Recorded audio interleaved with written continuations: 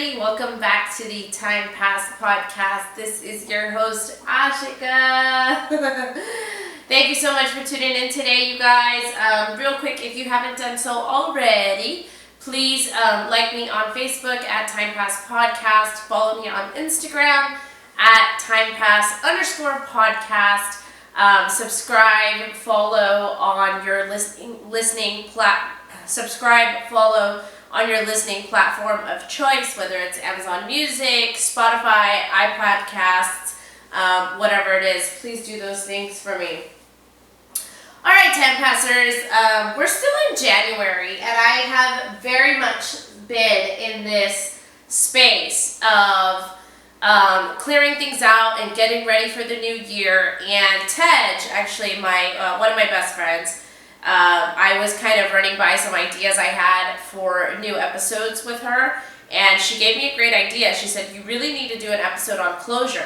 It's something that her and I have been dealing with for the last few months or weeks, which is the lack of closure and how to move forward from that. So it's something that's very in the forefront of my mind. It's very current to what has been happening for the last several months for me. So I thought, what a great way to kick off the new year was to just share my experiences and thoughts about closure when we get it and when we don't get it after a connection ends, and how to move on from that. So I think, for me, and I've said it a few times before, but when I don't get closure in a situation, I tend to overthink and think about it all the time. Like, I won't be able, because I didn't get that closure, I will keep making up scenarios in my head as to what happened or what could happen. Are they coming back? Are they not coming back? What happened? And I just think that's not very healthy. I mean, we all do it, we really do, but it's just not very healthy, and it's just easier, honestly. Like, when a connection fails, situationship, relationship, whatever it is, I'm just calling it a connection. But when a connection fails, when you get closure, it's just kind of nice because it gets wrapped up with that nice little bow, and you know where the other person stands and what they want and what their needs are, and what they see for themselves in the future, and vice versa. So it's a lot easier to move on from those sorts of relationships than relationships where you don't get any closure. It's really hard. At least for me, it has been. I know Ted just struggled with it, so I think there's plenty of people out there that struggle with this. So I want to talk about a little bit about the situation that occurred last year around this time. I was on one of my dating apps for South Asians. I was on Dill Mill, and I matched with this guy, and let's just call him Foster City. Because that's where he lived, so I'm just going to call him that. But I matched with this guy from Foster City, and we just hit it off, right? Same background, all that sort of stuff. And it was just great. We probably messaged each other so much throughout the day. Like, I'm busy at work and whatnot as well, and so was he. But it was just nice to have that sort of attention. Like, it was crazy. I remember Ted was like, you guys are nuts, because we would have like a text message conversation going in our iMessage, and then we would have another conversation going in our Instagram DMs at the same time. So it was like two different threads, two different topics, and we didn't like cross the topics, but they were at the same time. So it's like, you reply to me in iMessage about this conversation. Okay, I'm going to reply to you in iMessage. Oh wait, I forgot to reply to you about this conversation and our DMs, so now I'm going to reply to you there. But we were talking a lot, like every day. He would send me cute little snaps and vice versa of what he was doing and what was going on. But that was at a time where I was doing some traveling. He was a traveler, which was one thing that we really bonded over, because he travels and likes to go to other countries and things, and I do too. So we really bonded over that. And when we met and we just kind of started talking, it was like a week, and then it was like, hey, we should really make a plan to see each other. And like that 1 week that I was free, he had already committed to help a friend move So he's like, I can't. He's like, if I finish early, then I can try and come see you. He's like, but I already committed to this. I'm not going to bounce and leave them high and dry. And I was like, that's fine. I get it. The following week, I had plans to go out of town, and he had plans to go out of town. So, which was weird because I was closer to him in Foster City because I was up in the Bay Area, but he was actually elsewhere. And so we couldn't connect. And then there was another week in there, but I had my daughter, so I couldn't do anything. And then the following week, he was leaving for a trip, and then out of the country. And then the week after that, I was leaving for a trip out of the country. So we just knew that, like, if we kept talking and going at the rate we were, we really weren't going to see each other until I got back, because he got back into the States before I did. And I had another trip planned that week I got back. So literally, we started texting for like all of February, and then we started traveling at the end of February, and I came back in the very beginning of March, and then I had another trip. Like, I got back from my trip, I was in the office for like 2 days, and I had another trip planned. So we knew that, like, okay, let's not stress about like trying to coordinate and meet right now. Like, we're two busy people, we're traveling, it's what we love. Let's just continue getting to know each other, and we know that we're gonna see each other in March. And for me, it was also good because it was like a big test, right? I was like, this guy's gonna be traveling. How much time is he really gonna be able to give to me? What kind of traveler is he? Is he one that connects? Is he one that reaches out and messages? Plus, he was on the other side of the country. So I was like, I don't know how much I'm going to actually hear from him. And he went out of the country first before I did. So he was in a completely different time zone. And I was so pleasantly surprised. This guy actually kept up with the messages and sent me pictures when he was on vacation. Like, we would still talk all through Instagram at that point, because he's not going to text from out of the country. But we would still talk, and it was like he really tried to let me know that I was still on his mind and was sharing kind of like all these cool experiences he had with me. Well, then when I went out of the country, I was in India, and we were in the same time zone finally. And so then we could text a little bit more, but I was traveling and busy, and he was traveling and busy. But again, we kept in touch.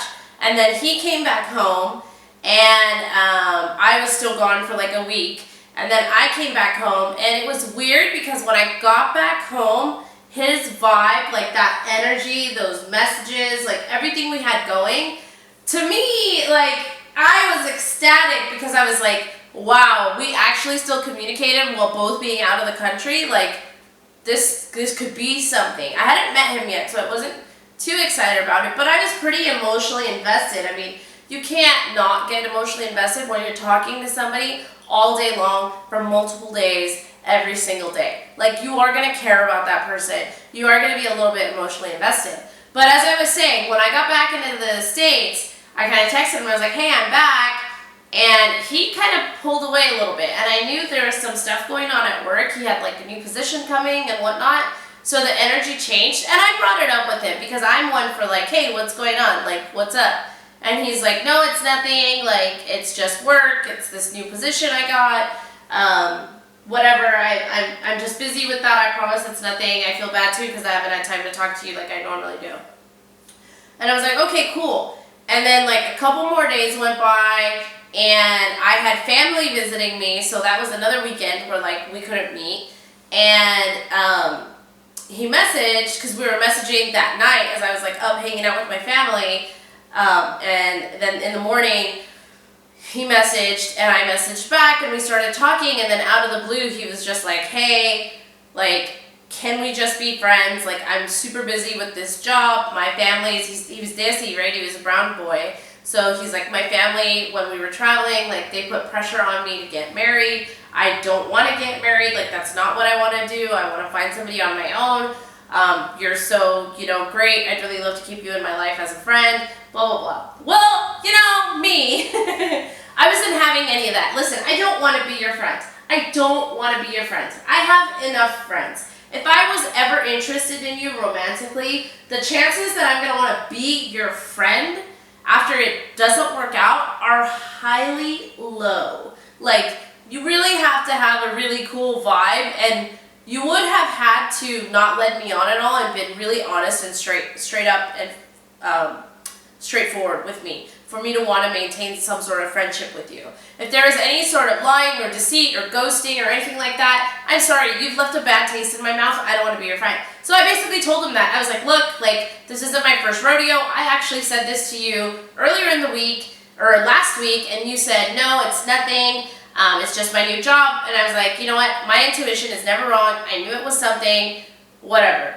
And we didn't leave on like great terms. Like he was like, hey, I just thought you were really cool, so I wanted to be your friend. Like, I didn't mean to set you off. And he knew that I had been dealing with issues from my previous situationship with Mr. Law Enforcement, because that had just happened the previous October. So that happened in October of 2019.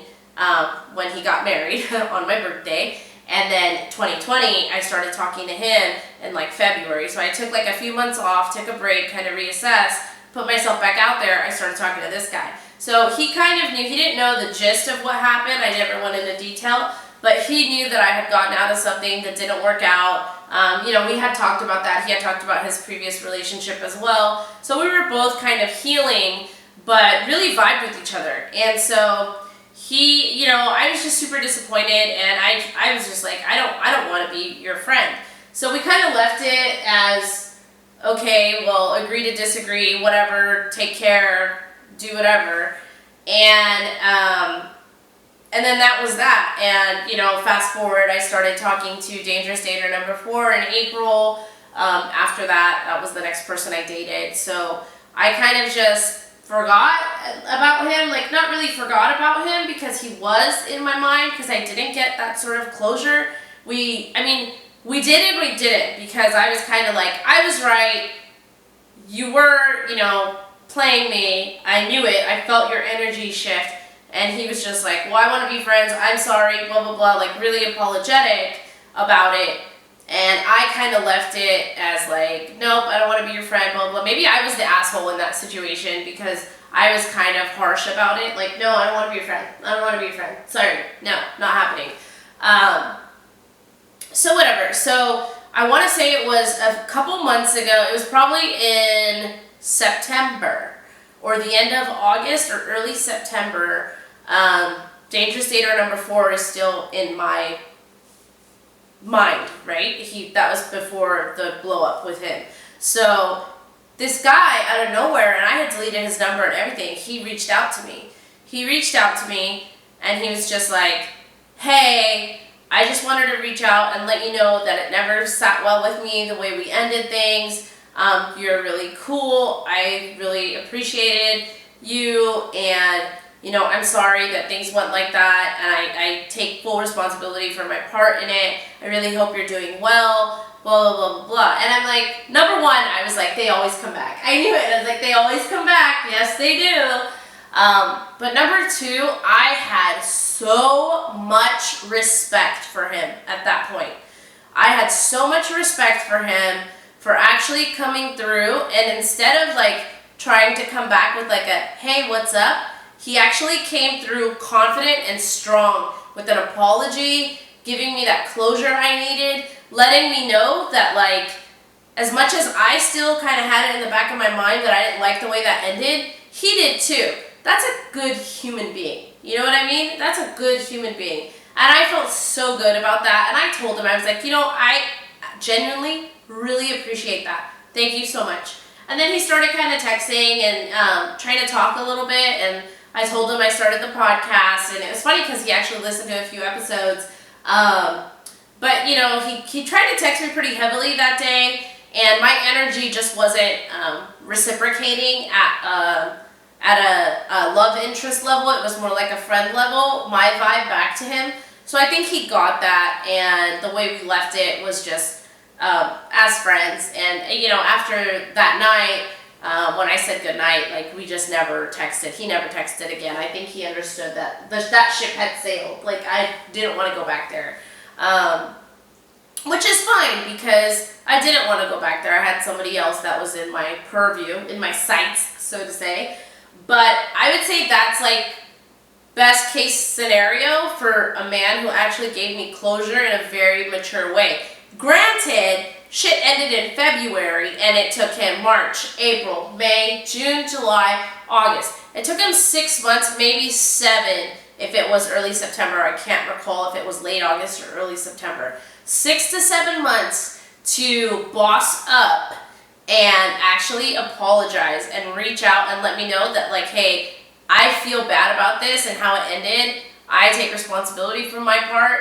I'm sorry. You were really cool. You didn't deserve that. Like, you know, I so appreciate that, and I will always be appreciative to Foster City for doing that way. It really gave me the closure that I needed to wrap a bow on that situation and move on. And not that I was holding on to him, but I didn't have to let it take up space in my mind anymore.